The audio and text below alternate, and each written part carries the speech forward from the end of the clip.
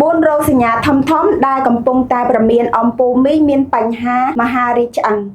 ចាំបើសិនជាអំពូលមីងមានរោគសញ្ញាទាំង 4 នេះគួរតែយកចិត្តទុកដាក់ទី 1 គឺធ្វើឲ្យអំពូលមីងមានអាការៈឈឺចាប់ឬក៏ហាមទៅនឹងផ្ទៃសន្លាក់ផងដែរសម្រាប់ទី 2 គឺធ្វើឲ្យអំពូលមីងស្រកទម្ងន់ឬមួយក៏អស់កម្លាំងខ្លាំង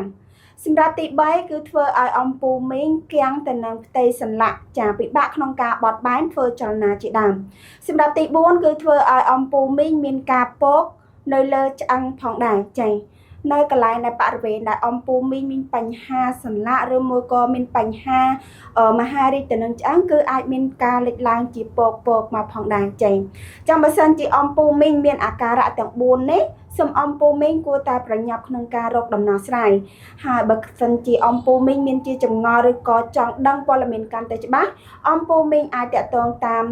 លេខទូរស័ព្ទនៅលើវីដេអូនេះស្រាប់ឬក៏អាចទំនាក់ទំនងតាមឆាតដើម្បីទទួលបានការពិគ្រោះនិងប្រឹក្សា